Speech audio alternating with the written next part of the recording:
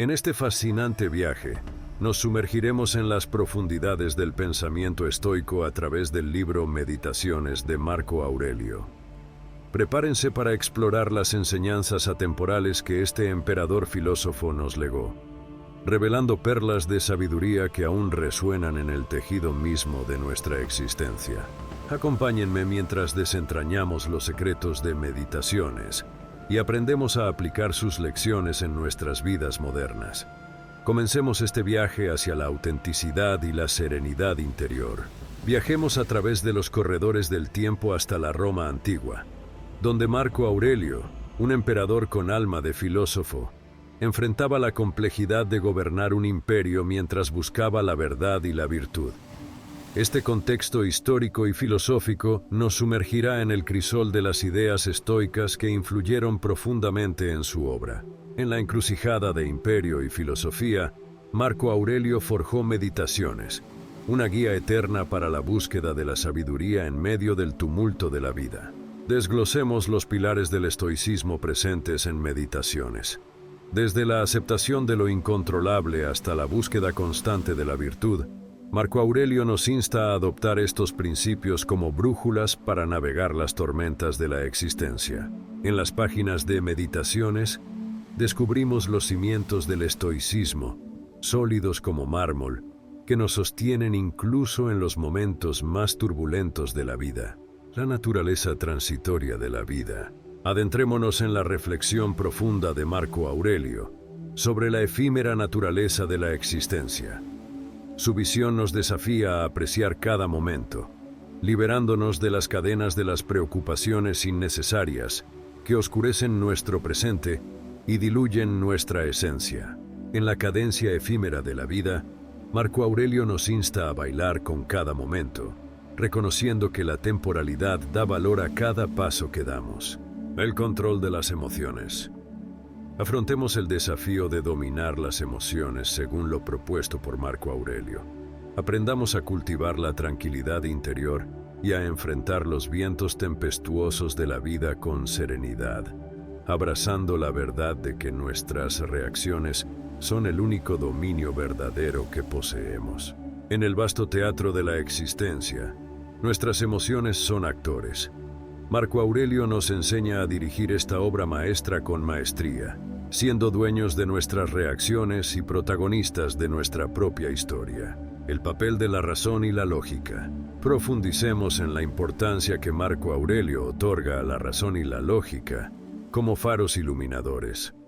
Descubramos cómo estas herramientas mentales nos permiten discernir entre lo que podemos cambiar y lo que debemos aceptar, guiándonos hacia una vida más equilibrada. La razón para Marco Aurelio es la antorcha que disipa las sombras de la incertidumbre.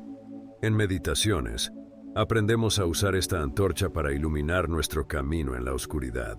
Relaciones interpersonales y empatía. Adentremos en las reflexiones de Marco Aurelio sobre las complejidades de las relaciones humanas.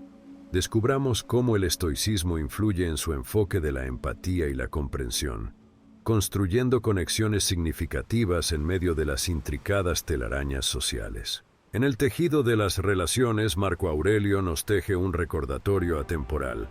La empatía, anclada en la virtud, es el hilo que une corazones en el tapiz de la existencia. La disciplina del autodominio. Sumérgete completamente en la disciplina personal y el autodominio propuestos por Marco Aurelio. Descubramos cómo el control sobre nuestras acciones y pensamientos nos lleva a una vida más alineada con la virtud estoica, transformándonos en arquitectos de nuestro propio destino.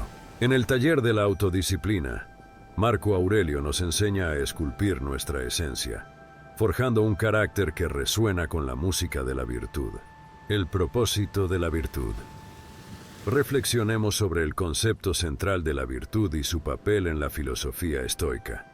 Exploremos cómo Marco Aurelio nos invita a vivir una vida basada en principios éticos, contribuyendo así al bienestar propio y a la armonía social. La virtud, según Marco Aurelio, no es solo un faro personal. Es una llama que compartida ilumina los senderos de todos aquellos que buscan la verdad y la rectitud. La virtud, según Marco Aurelio, no es solo un faro personal. Es una llama que compartida ilumina los senderos de todos aquellos que buscan la verdad y la rectitud. En nuestra exploración, fusionaremos las enseñanzas atemporales con la vida moderna, trazando un camino hacia el autoconocimiento y la resiliencia.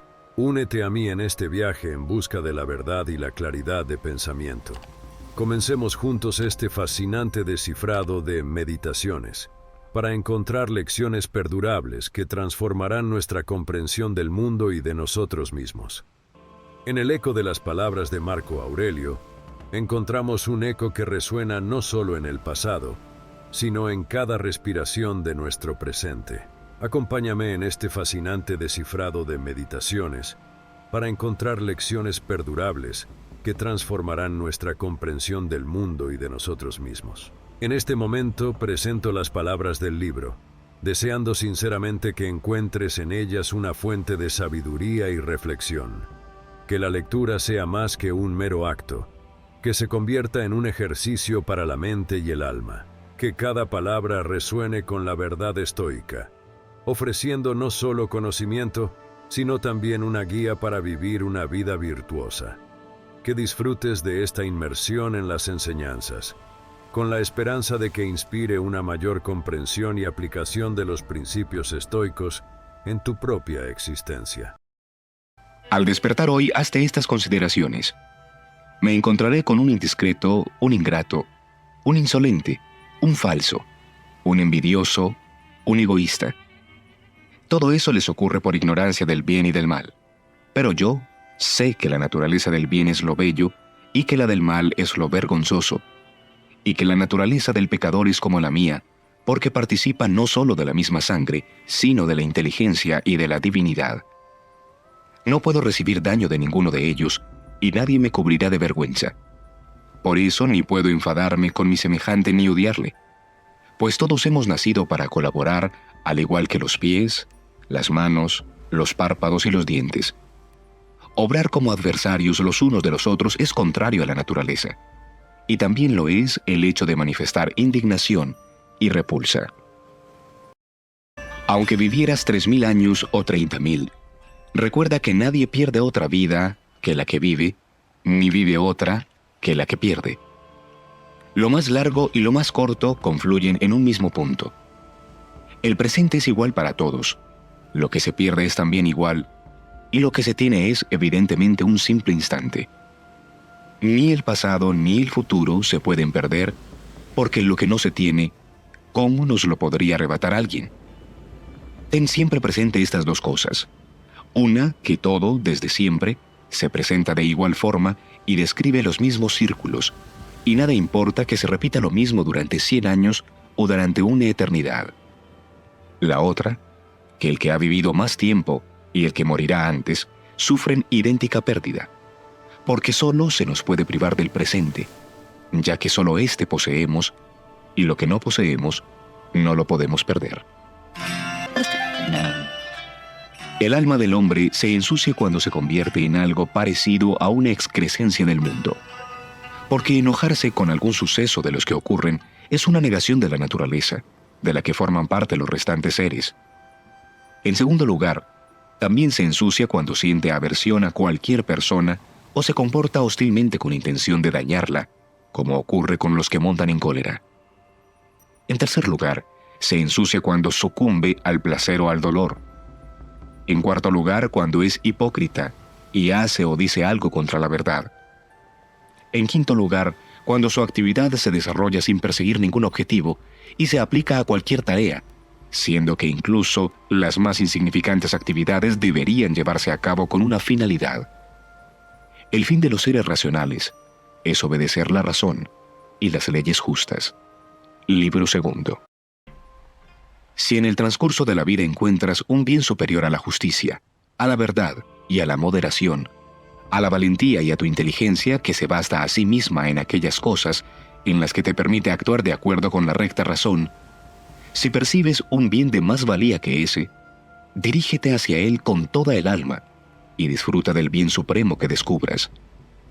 Pero si nada aparece mejor que la propia divinidad que en ti habita, que ha sometido a su dominio los instintos, que vigila las ideas, que, como decía Sócrates, se ha desprendido de las pasiones sensuales, que se ha sometido a la autoridad de los dioses y que preferentemente se preocupa de los hombres, si encuentras todo lo demás más pequeño y vil, no cedas a ninguna otra cosa, porque una vez inclinado hacia ella, ya no serás capaz de estimar el bien que te es propio y te pertenece. Libro tercero. Es propio del hombre excelente amar y abrazar lo que le sobreviene, sin perturbar jamás al Dios que tiene la morada dentro de su pecho con una multitud de imágenes. Antes bien, velar para conservarse propicio, sumiso y obediente, sin mencionar una palabra contraria a la verdad y sin hacer nada opuesto a la justicia. Si todos los hombres desconfían de él porque vive con sencillez, modestia y buen ánimo, no por ello se molesta con ninguno, ni se desvía del camino trazado que le lleva al fin de su vida, objetivo hacia el cual debe encaminarse, puro, tranquilo, liberado, sin violencias y en armonía con su propio destino. El dueño interior, cuando está de acuerdo con la naturaleza, se adapta a los acontecimientos con facilidad. No tiene predilección por ninguna materia determinada, sino que se lanza instintivamente ante lo que se le presenta, transformando en beneficio incluso lo que era obstáculo. Es como el fuego, cuando se apodera de los objetos que caen sobre él y que hubieran apagado una pequeña llama. Pero un fuego vivo se familiariza con gran rapidez con lo que cae encima y lo consume totalmente, elevándose a mayor altura con estos nuevos elementos. ¿Cómo te has comportado hasta la fecha con los dioses, con tus padres, tus hermanos, tu mujer, tus hijos, tus maestros, tus amigos, tus familiares, tus criados? ¿Acaso en el trato con todos has cumplido el precepto de no hacer mal a nadie ni decirlo? Recuerda también por qué lugares has cruzado y qué fatigas has sido capaz de aguantar. Y asimismo que la historia de tu vida está ya colmada y tu servicio cumplido. ¿Y cuántas cosas bellas has visto? ¿Cuántos placeres y dolores has desdeñado? ¿Cuántas ambiciones de gloria has ignorado? ¿Y con cuántos insensatos te has comportado bondadosamente? Libro 5. La mayor parte de las cosas que la gente admira son las más comunes, las constituidas por un ser o una naturaleza concreta: piedras, madera, higueras, vides, olivos. Las personas un poco más formadas tienden a admirar los seres animados, como los rebaños de vacas, ovejas o sencillamente la propiedad de esclavos. Y las personas todavía más agraciadas, las cosas realizadas por el espíritu racional, mas no el universal, sino aquel que es hábil en las artes, ingenioso de alguna manera, o simplemente capaz de adquirir multitud de esclavos. Pero el que honra el alma racional universal y social no atiende a ninguna de las restantes cosas, procura conservar su alma acorde con la razón y el bien común, y colabora con sus semejantes para alcanzar ese objetivo. Libro 6. Si alguien puede corregirme y probar de modo concluyente que pienso o actúo incorrectamente, de buen grado cambiaré de proceder, pues persigo la verdad, que no dañó nunca a nadie. En cambio, sí se daña el que persiste en su propio engaño e ignorancia. Yo personalmente hago lo que debo. Lo demás no me atrae, porque es algo que carece de vida, o de razón, o anda extraviado y desconoce el camino. Hagan o digan otros lo que quieran, mi deber es ser bueno. Como si el oro, la esmeralda o la púrpura dijeran siempre eso: hágase o dígase lo que se quiera, mi deber es ser esmeralda y conservar mi propio color.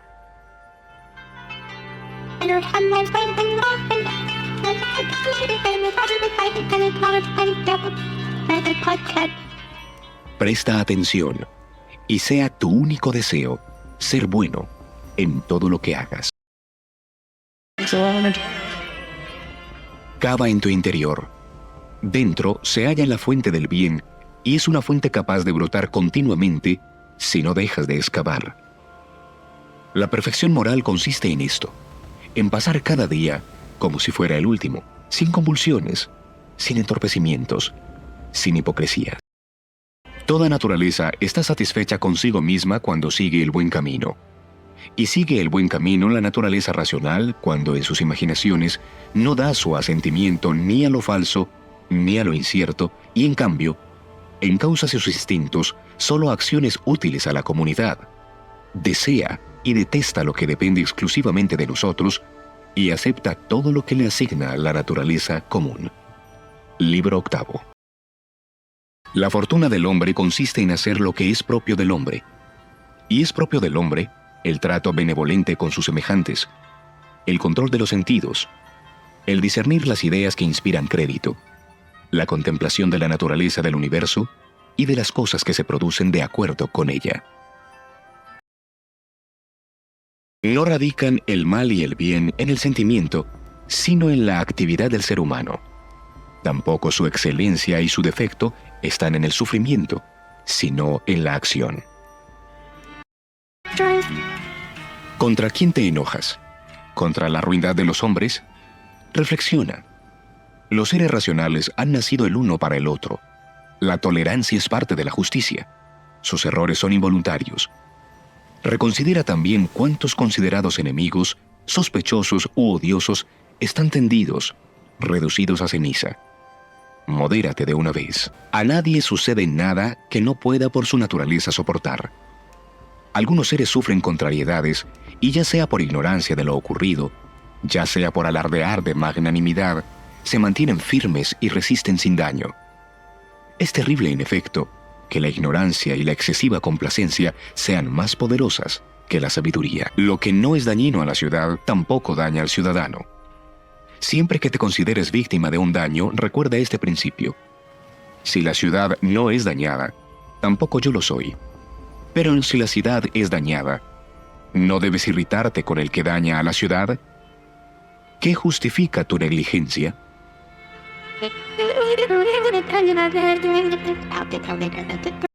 Comete otro una falta contra mí, él verá. Tiene su peculiar disposición, su peculiar modo de actuar. Tengo yo ahora lo que la común naturaleza quiere que tenga ahora, y hago lo que mi naturaleza quiere que ahora haga. Libro quinto. El que peca, peca contra sí mismo. El que comete una injusticia, contra sí la comete, y a sí mismo se daña.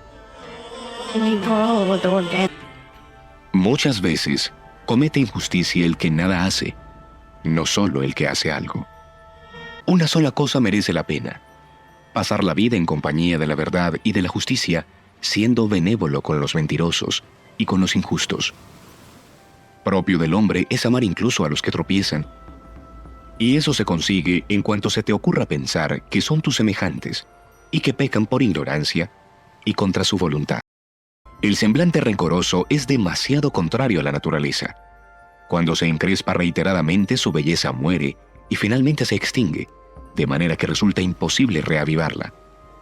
Intenta al menos ser consciente de esto, convencido de que es contrario a la razón. Porque si desaparece la comprensión del obrar mal, ¿qué motivo nos queda para seguir viviendo? Libro séptimo. Concibe el mundo como un ser viviente único, que contiene una sola sustancia y un alma única, y advierte cómo todo se refiere a una sola facultad de sentir, la suya, y cómo todo lo hace con un solo impulso, y cómo todo es responsable solidariamente de todo lo que acontece. Corre siempre por el camino más corto, y el más corto es el que discurre de acuerdo con la naturaleza. Júzgate digno de toda palabra y acción acorde con la naturaleza, y no te desvíe de tu camino la crítica que recibas. Por el contrario, si has obrado o hablado bien, no te consideres indigno. Recorre el recto camino de acuerdo con tu propia naturaleza y con la naturaleza común, pues el camino de ambas es único. El hombre que se desvive por la gloria póstuma no se imagina que cada uno de los que se han acordado de él morirá también muy pronto. Luego, a su vez, morirá el que le ha sucedido hasta extinguirse todo su recuerdo en un avance progresivo a través de objetos que se encienden y que se apagan. No desdeñes la muerte. Antes bien, acógela gustosamente en la convicción de que ésta también es una de las cosas que la naturaleza quiere. Porque la juventud, la vejez, el crecimiento, la plenitud de la vida, el salir los dientes, la barba, las canas, la fecundación, La preñez, el alumbramiento y las demás actividades naturales que llevan las estaciones de la vida son lo mismo que tu propia disolución. Por consiguiente, es propio de un hombre dotado de razón comportarse ante la muerte sin hostilidad, vehemencia ni orgullo, aguardándola como una de las actividades naturales. Armonía no hay más que una, y del mismo modo que el mundo, cuerpo de grandes dimensiones, se contempla con los cuerpos, así también el destino, causa de grandes dimensiones, se complementa con todas las causas. Mi ciudad y mi patria, en tanto que Antonino, es Roma, pero en tanto que hombre, el mundo. En consecuencia, lo que beneficia a estas ciudades es mi único bien. El que no sabe lo que es el mundo no sabe dónde está, y el que no sabe para qué ha nacido, tampoco sabe quién es él, ni qué es el mundo. Y el que ha olvidado una sola cosa de esas, tampoco podría decir para qué ha nacido. En la medida en que tengo cierto parentesco con los seres de mi misma condición, nada contrario a la comunidad ejecutaré, sino que más bien mi objetivo tenderá hacia mis semejantes y hacia lo que es provechoso a la comunidad encaminaré todos mis esfuerzos, absteniéndome de lo contrario. Y si así se cumplen estas premisas, forzosamente mi vida tendrá un curso feliz, del mismo modo que también tú concebirás próspera la vida de un ciudadano que transcurriese entre actividades útiles a los ciudadanos y que aceptase gustosamente el cometido que la ciudad le asigne. Conviene a cada uno lo que le aporta la naturaleza del universo, y conviene precisamente en el momento en que aquella lo aporta. Todo lo que conviene al conjunto universal es siempre bello y está en sazón. Así pues, el término de la vida para cada uno no es un mal, porque tampoco es un oprobio, pues no está sujeto a nuestra elección y no daña a la comunidad, y sí es un bien, porque es oportuno al conjunto universal, ventajoso y adaptado a él. Así, el que se comporta de acuerdo con Dios en todo, es inspirado por un hálito divino y es llevado gracias a su reflexión a sus mismos objetivos. La suspensión de una actividad, el reposo y algo así como la muerte de un instinto, de una opinión, no son ningún mal. Pasa ahora a las edades, por ejemplo, la niñez, la adolescencia, la juventud, la vejez, porque también todo cambio de estas es una muerte. ¿Acaso es terrible? Pasa ahora a la etapa de tu vida que pasaste sometido a tu abuelo, luego bajo la autoridad de tu madre y a continuación bajo la autoridad de tu padre. Y al encontrarte con estas muchas destrucciones, cambios e interrupciones, hazte esta pregunta: ¿acaso es terrible? Así pues, tampoco lo es el cese de tu vida entera, el reposo y el cambio. Libro 9. Nadie es tan afortunado que en el momento de su muerte no le acompañen ciertas personas que acojan con gusto el funesto desenlace. Era inteligente y sabio. En último término, habrá alguno que diga para sí: al fin vamos a respirar libres de este preceptor. Ciertamente con ninguno de nosotros era severo, pero me daba cuenta de que tácitamente nos condenaba. Esto en efecto se dirá respecto al hombre diligente. Por lo que a nosotros se refiere, cuántas y cuán diferentes razones existen por las cuales muchos desean verse libres de nosotros. Esta reflexión te harás al morir, y te irás de este mundo con ánimo bastante más plácido si te haces esas consideraciones. Me alejo de una vida de la que mis propios colaboradores, por los que tanto luché, supliqué y sufrí desvelos, quieren retirarme, confiados en la posibilidad de obtener cierta comodidad con mi partida. ¿Por qué, pues, resistirse a una estancia más prolongada aquí? Mas no por eso te vayas con ánimo peor dispuesto con ellos. Antes bien, conserva tu carácter propio, amistoso, benévolo, favorable, y no como si fueras expulsado, sino que del mismo modo que en una buena muerte, el alma se desprende fácilmente del cuerpo, así también debe producirse tu alejamiento de los tuyos. Buen hombre, fuiste ciudadano en esta gran ciudad. ¿Qué te importa si fueron 5 o 3 años? Porque lo que es conforme a las leyes es igual para todos y cada uno. ¿Por qué, pues, va a ser terrible que te destierre de la ciudad no un tirano, ni un juez injusto, sino la naturaleza que te introdujo?